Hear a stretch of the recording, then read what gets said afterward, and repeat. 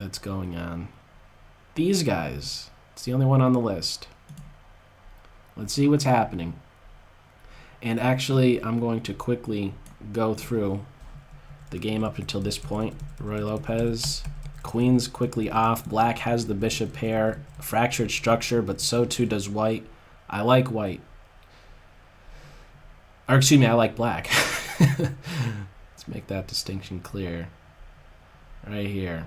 King to d7. I don't see a reason to castle. Well, it's actually dropping the bishop if that comes about, but there's no need to castle. I don't see that this file is going to open up. Is there, or is it?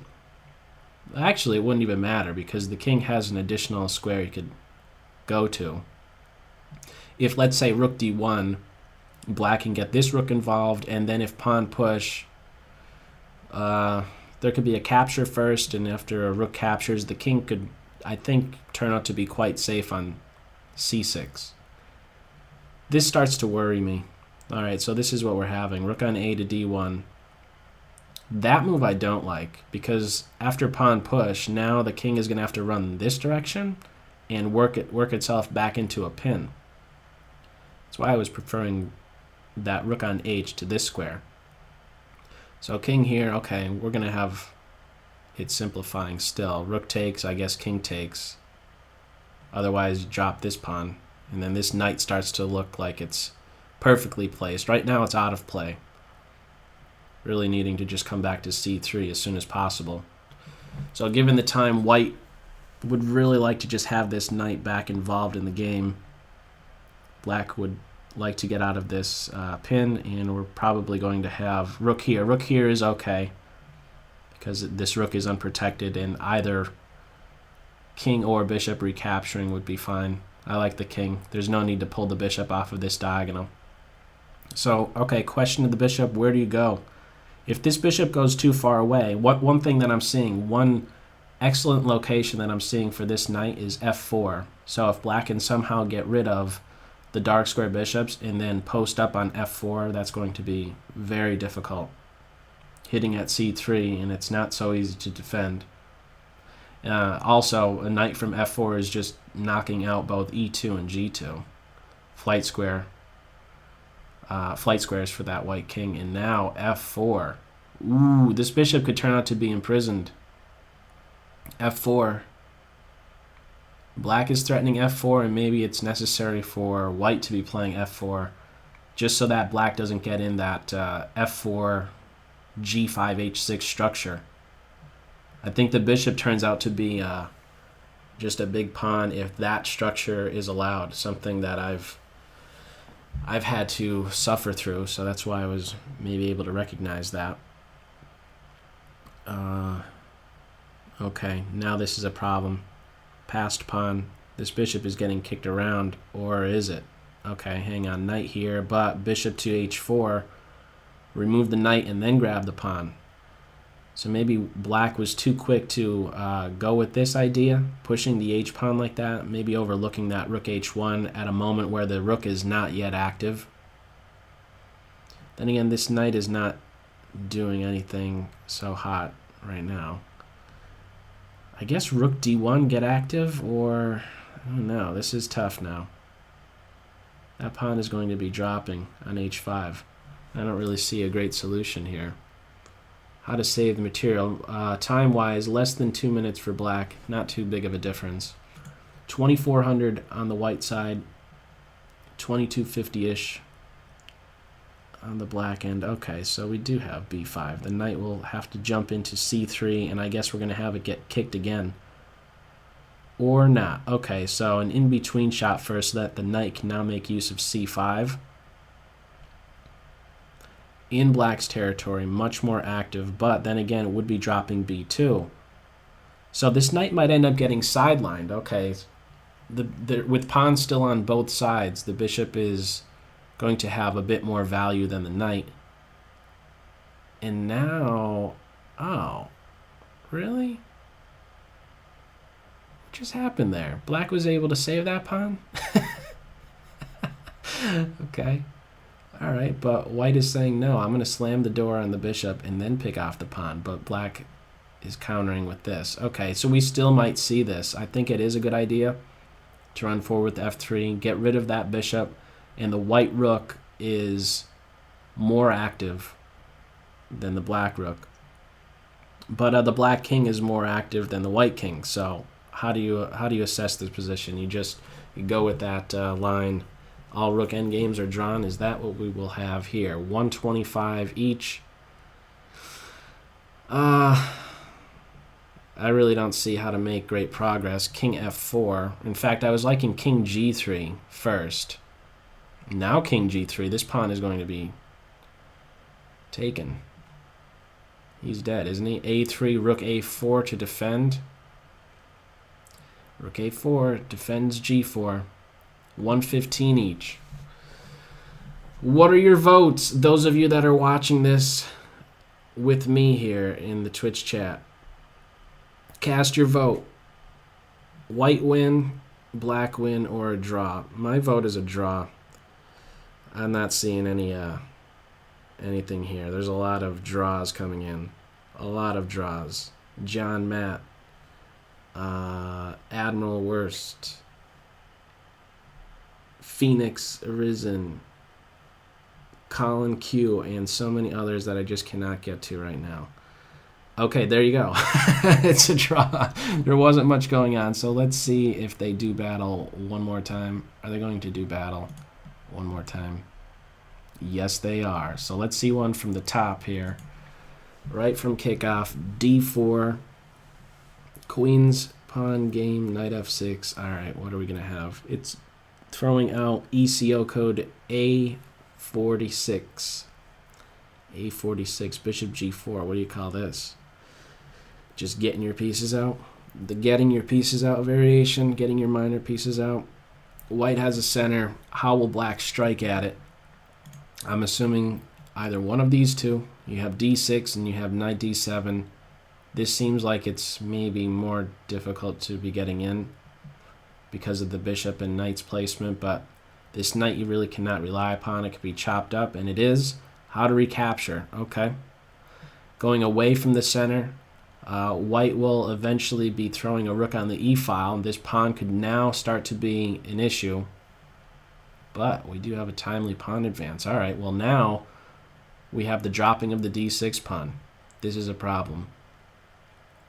Black goofed right there. And now the queen is incredibly active. One thing white will need to watch out for, even though white is up a pawn right here, there might be a situation where black could turn out with a very strongly placed knight on d4.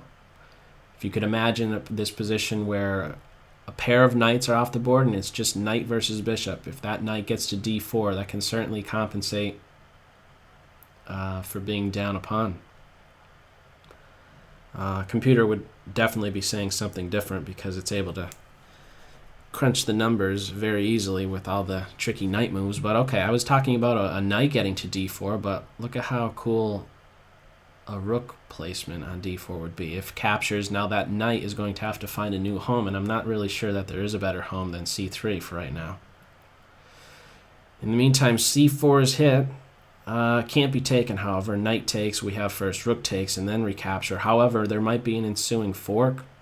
That's a lot to calculate. I don't know. I don't think it's a good idea. Well, something has to be done, though, doesn't it? c5 is hit, and there's no b6 to defend. Rook c8, you really don't want to have to babysit a pawn like that. Okay, so it's knight on f. He wasn't really doing anything. He couldn't play to d5 or e4. Okay, that's sensible. So the knight is there, but we might just have the dropping of another pawn. Or will we? Actually, if rook takes, what I was thinking, rook takes, pawn takes, rook here, I think b5 would be trapping the knight, but no, it's not. The bishop is here. So king g2 is, king g2 or even f4. Okay, f4, the knight has to go elsewhere. Black does not have good homes for these knights. Oh, we are having this line now with the eventual fork with b5. Black is not moving, almost like they didn't see that they would have this ensuing fork. That was an only move. Okay, now it has to be b5. Okay, there we go. We are seeing that. So This pawn is passed. Black has a better king position. Which piece do you take, or do you take any piece at all? What about rook c8? It's another possibility.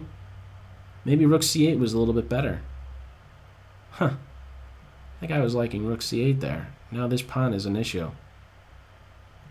Yeah, maybe there was no rush. Throw it in a pin, and then just keep the fork. Keep white maybe guessing, and improve the king position.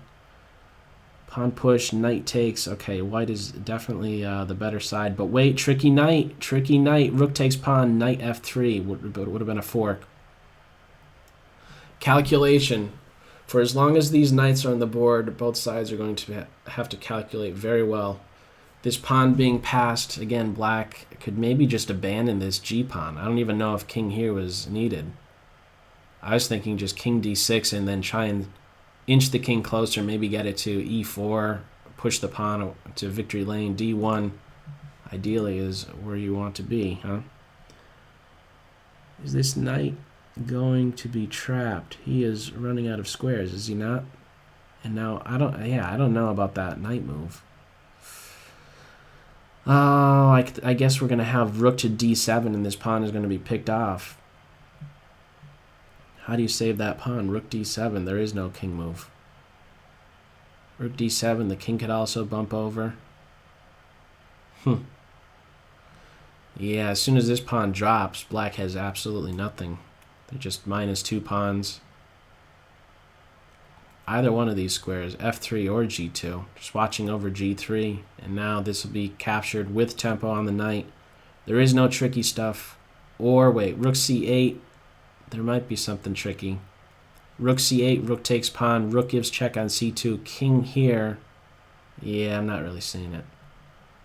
Not seeing any forks happening. White seems to be doing very well on board and on clock. So this is probably the best try to mix things up. The knight alone is not really a bother. Having to throw in another piece really to stir up trouble. Here we go. Rook c2. Just watch out for the forks, and I think everything should be quite all right. This pawn is defended on b2. The king is making some headway. King to this square is available. And now black just gets rocked back. King f3 is hitting the knight. g4 is also a threat. The knight has to find a new home. I think it needs to go back to f6. Going to c5, there's a rook check, and he's just dead. There's nothing better than here. And now black gets rocked back again, g4, and then either g5, f5, maybe a combination of both. Big trouble. In the meantime, this knight could just play to c3, and it's negating this one. Knight on c3, knight on f6, they box out one another.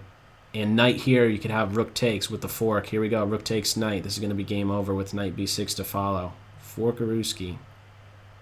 Is it going to be seen? 2 minutes, 36 seconds? No. There was no in-between check to get out of it either. Couldn't play to like c3 or anything. Okay, well, I mean, it's still winning for white, but that was I believe, the cleanest approach, right? What to do? Knight is running very short on squares. If it plays to c7, it winds up in a pin. If rook takes knight, we're going to have first a check and then another check, and white will eventually lose this rook. So taking the knight is not a good idea, but f5 is a good idea, and this is game over. The king, if it plays here, you take the knight with check. That's going to be game, set, match, or not. Black is going to try and win this one on time, really? Black is down on time and, of course, material. There's absolutely no hope unless their internet dies. Is that going to happen? That's not going to happen, is it? Oh, man.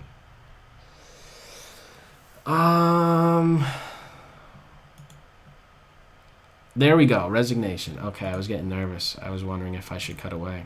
All right, those guys are done, and I'm done with watching them for right now.